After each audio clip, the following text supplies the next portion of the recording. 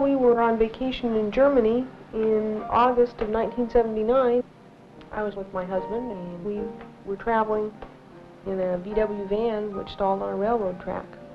We were hit by a train, at which time I suffered traumatic amputations of both of my legs and my right arm.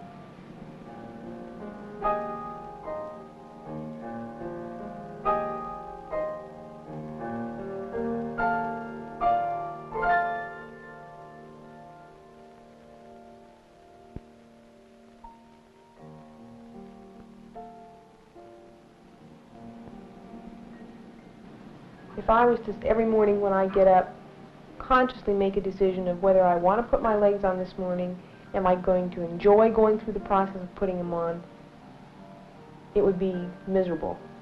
That's one of the things you don't allow to have an option for. Eventually I'll look into getting a prosthesis for my arm, but for the first year and a half, the most important thing was to learn to walk and to become mobile again. The one phrase that a lot of people don't like me to say is, well, it cost you an arm and a leg. That makes people feel uneasy. So I've tried to drop that one from my vocabulary. If I had only my legs missing, I would be quite mobile even without my prostheses on. I could get in and out of a wheelchair without very much problem. I could go up and down stairs sitting on my rear end and pulling myself up and down the railings if there were railings on both sides. I can't do that with one arm. Any handicapped person has to project themselves as being as normal as the person they're talking to. Both of us are very independent people. And I think it was the beauty of Linda's independence that was one of the motivating factors behind her working so hard to overcome the dependence that she had to have temporarily. For several months, Dave had to do essentially everything for me, from carrying me from place to place. If we didn't have the wheelchair, we were living in a two-story house, he had to carry me up and down the stairs. He had to take me to the bathroom. That's what you call being physically dependent, and I probably had more difficulty in learning to be graciously dependent, and I'm sure I'm still not always graciously dependent on people.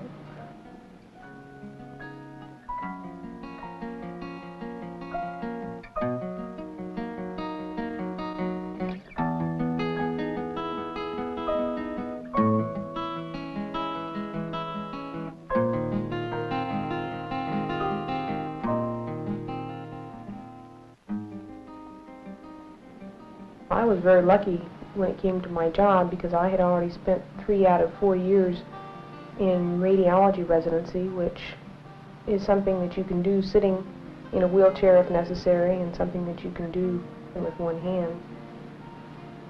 It mainly requires eyes and a mind to do radiology.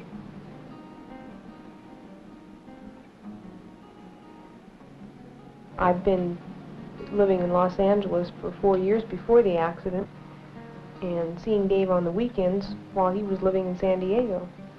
I've ridden the train because my job is in LA and Dave's job is in San Diego, and it's the most convenient form of transportation for me.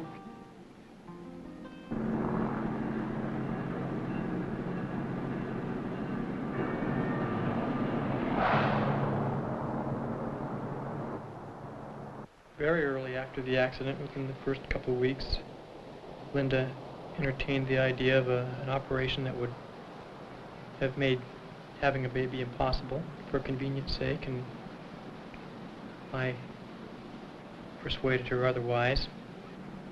He, I think, spent a lot of time convincing me that, he still saw me as the same person, and as he told me at one point, he told me that he didn't marry my legs and my arm, and that as far as he was concerned, that didn't make me any less attractive sexually to him.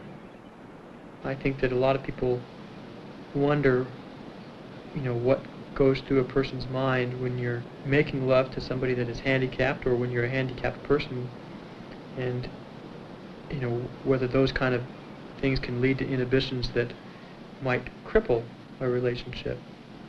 But we both found it very easy to overcome the problems. Our relationship was fairly normal, starting at about 3 or 4 weeks after the accident. I mean, normal for us might be abnormal for other people.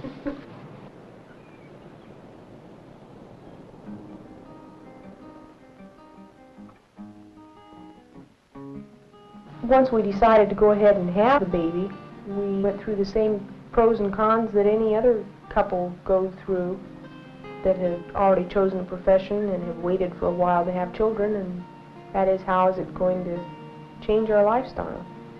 And I had to deal with the fact that I was a physically handicapped person, and was this child going to hold that against me at some point in their life?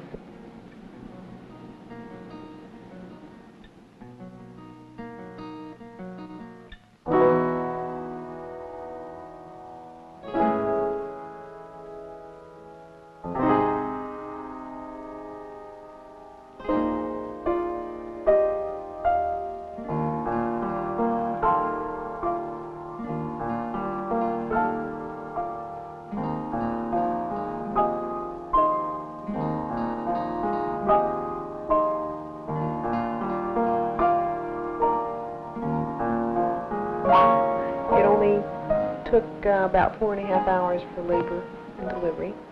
The most amusing or unusual part of it was the fact that I was able to walk into the labor room and deliver with my legs on and my boots on. I'm probably the only person to ever deliver at the Naval Hospital with their boots on. I think that if my daughter can grow up to be the kind of person that my wife is, I would be tickled. That would be enough.